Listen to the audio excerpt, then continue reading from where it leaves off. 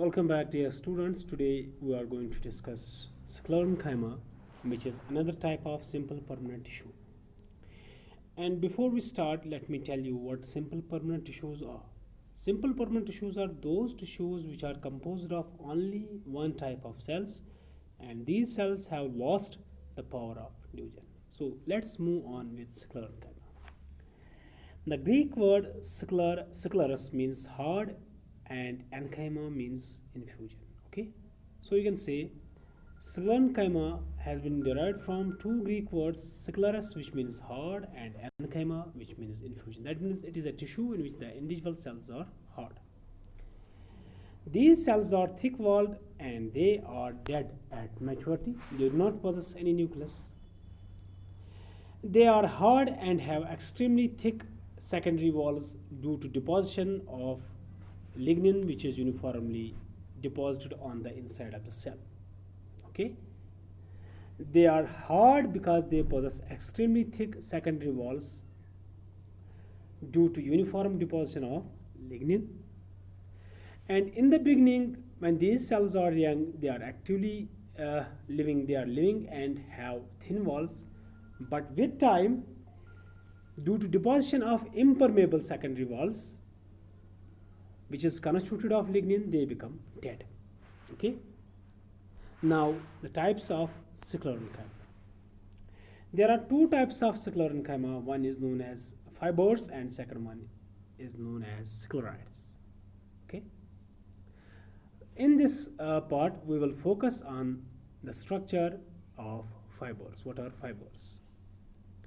Fibers are those Sclerenchyma cells which are thick-walled, elongated, and these cells are dead with pointed or round ends. Here you can see these cells are long, they are elongated, they may be having pointed or round ends. They may be like this. Okay.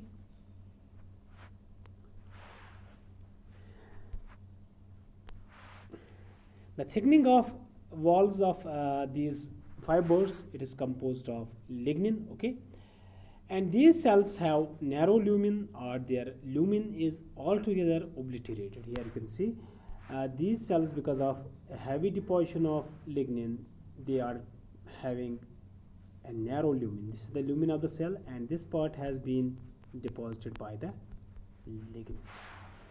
And these cells vary in size. Their size ranges from 2 to 250 millimeter in length, and the longest known fiber yielding plants are Linum eustachium, Corchorus, and Cannabis. And now the distribution of fibers in the plant body.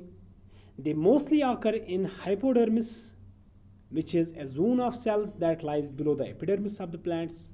Pericycle, a zone of cells which lies outside the vascular tissues. And secondary xylem and secondary phloem. Okay, this is the distribution of fibers in plants. Now the types of fibers. First of all, we have surface fibers. Surface fibers are those fibers which are present on the surface of plant organ. Example is the cotton fibers on the testa of cotton seeds. Here you can see these are the fibers which have developed on the seeds of cotton. And we have the mesocarp fibers of coconut. These are also surface fibers. Now the another type is wood fibers. Those fibers which are present in secondary xylem, they are known as wood fibers, and these fibers develop from vascular cambium that we will study in the secondary growth. Okay. And there are two types of wood fibers. One is known as libriform fibers. These fibers are long, they are thick and have simple pits. Here you can see these are the simple pits. Pits are those locations in the secondary wall where the secondary material is not deposited. Okay, these are the simple pits. And we have another type that is known as fiber tracheids. Fiber tracheids are relatively short, they have relatively thin walls and have bordered pits. Here you can see this is the bordered pit. The secondary walls, they become overarched, they form border like structure. Okay, these are known as bordered pits. We will also study these in when we will study the structure of xylem and phloem cells. Okay, Simply stated, you have to remember that wood fibers are present in secondary xylem, and these fibers are of two types. One is known as libriform fibers. Libriform fibers are long, thick walled cells and have simple pits. There is no overarching of the secondary wall. These are the secondary walls, these dark colored patches. Okay, these are the secondary walls. There is no overarching like here. And fiber tracheids are short, they are relatively short, they have relatively thin walls and possess bordered pits. Bordered pits are those pits, those locations in which the secondary wall overarches the pit aperture. This is the pit aperture. We will study these details more clearly and we will study the structure of xylem and phloem cells. Now the bast fibers. Those fibers which are present in the pericycle, example is cannabis, linum, and phloem, example is corchorus and hibiscus.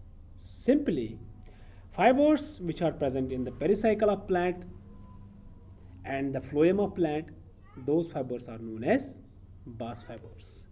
These fibers are also known as extraxillary fibers because these fibers are not present in xylem, they are present in tissues extra to xylem. Okay, they are not present in xylem, they are present in phloem and pericycle. That is why they are known as extraxillary fibers.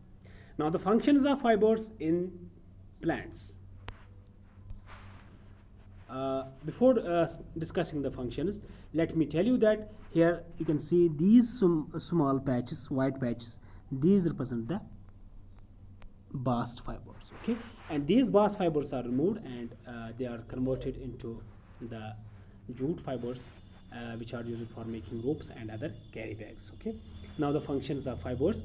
Fibers provide mechanical strength to plant parts. This is the first function, and they also help in conduction when present in secondary xylem. If the fibers are present in secondary xylem, in addition to giving mechanical strength, they also help in the conduction of materials.